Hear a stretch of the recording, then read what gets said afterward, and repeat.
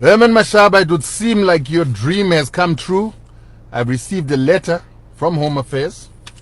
Maybe they're verifying my status as you asked them to do. That's Home Affairs over here. Let's see what they're saying. Dear Mr. Matinyarare, blah, blah, blah. Herman Mashaba, see you at the polls next year, my brother. And I think you know who I'll be voting for. Let me tell you a story, Herman Mashaba. When I first came to South Africa, I came on a 6-month work permit.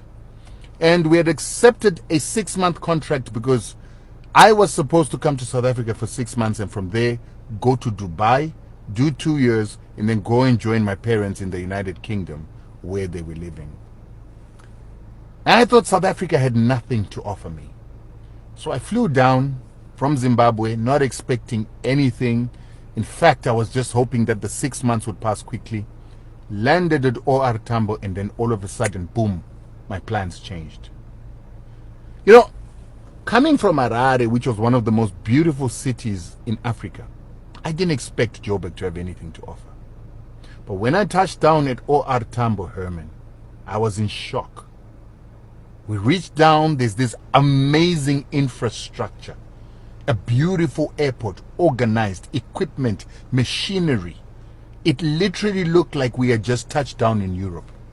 I began to question whether I slept for 1 hour 30 minutes or I slept for 10 hours all the way to Europe. No, we were in South Africa.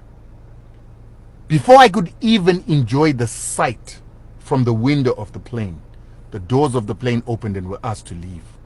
And instead of walking downstairs, all of a sudden we're ushered into a corridor. I'd never seen this before. Despite the little traveling that I'd done, I'd never known that you can come out of an aeroplane straight into a corridor. I'd only seen it in the movies. We walk down this corridor, Herman. I'm looking around. I'm in shock. I'm in amazement, wondering if I'm in the right place. And just there we turn, starting to go to immigration. There are these things that look like escalators on flat ground. People are riding on them and they're sliding along quickly towards their destination. That is the day I began to realize what it is that South Africa was. But more importantly, what it is that Johannesburg was. Get through customs, I don't even remember because all I was doing is looking and marveling at this amazing terminal. We get outside into the parking lot.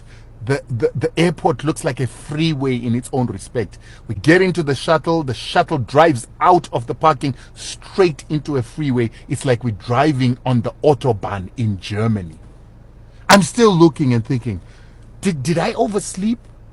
Did I somehow come to Germany instead of South Africa?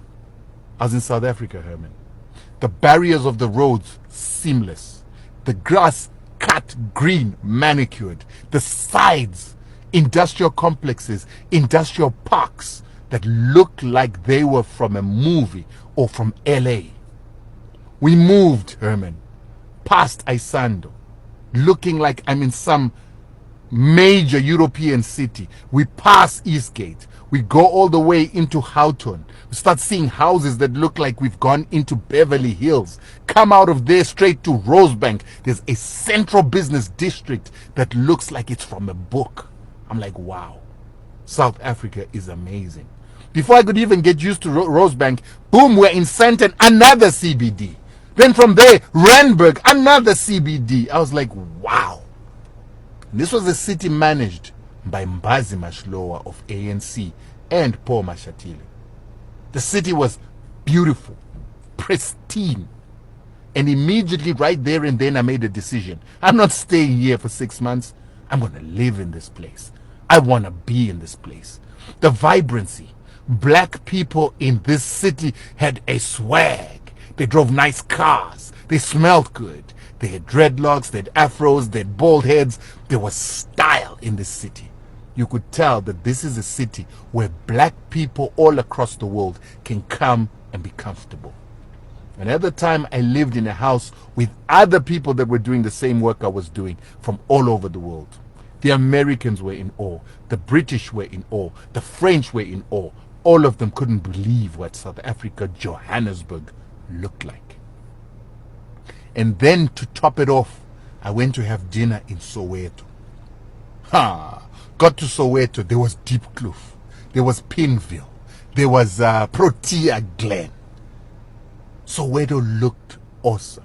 There was a vibe, there was vibrancy, there were tourists eating and enjoying in Soweto. I was like, wow, now this is a place. This is a place I could live. I thought Harare was all I wanted. This place is amazing. Fortunately for me, I then got a shoot in Cape Town. So a month later, I'm leaving Joburg to Cape Town. I couldn't wait. That if Johannesburg was an LA, if Johannesburg was Miami the way I had seen, what was Cape Town going to look and feel like?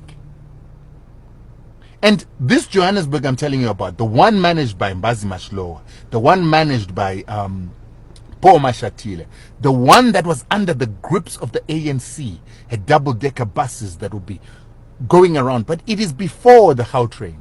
It is before Waterfall Estates. It is before Sandton was Sandton. It is before Rosebank was Rosebank. But it was that impressive. So, a month later, boom, I go to Cape Town. Fly into Cape Town and we land. Doesn't feel like Joburg. It's underwhelming. It feels like I've landed back in Harare. We drive out of the airport. Nothing new, nothing fancy. Feels like Harare. Then we start to see the shacks. Shacks upon shacks upon shacks. We drove probably for about 30 minutes going towards the city center, seeing shacks, poverty, and sewage in the roads. I then had the misfortune of having a friend of mine who then decided to take us to go and pick up someone in Khayelitsha. I'd never seen anything like that in my life. Never seen so much poverty like I saw in Khayelitsha. Then the driver decided to take us to Nyanga, to Harare, to Clairefontaine, to Mitchell's Plain. It was the worst thing I'd ever seen in my life. I'd never seen so much poverty. I'd never seen so much sewage in the roads. And that place was run by the DA. You could not compare Alexander to what I saw in Khayelitsha, Harare, and Nyanga. You could not compare what you see in Eldorado Park and what it is that I saw in Mitchell's Plain. It was the worst and most pathetic experience. Then we went into the little city center. It feels like a little town. Nothing to write home about.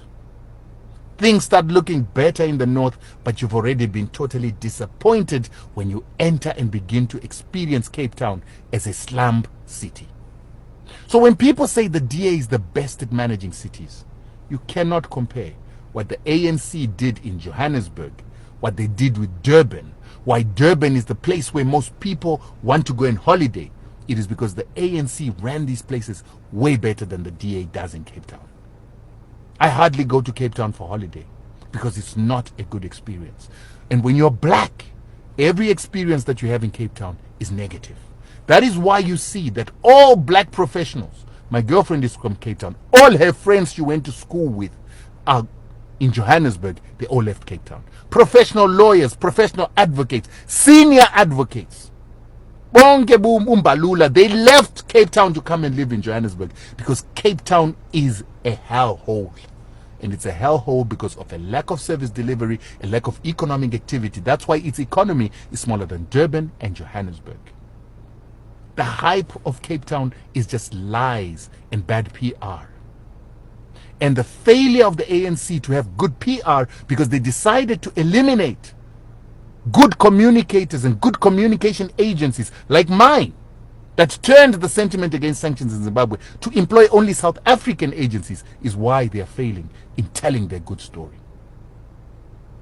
They have had xenophobia affecting their ability to tell the wonderful story that they have because South Africans take for granted what the ANC did for them. So Herman, you know where I'm going to vote. So, until then, my brother, I'm coming to South Africa to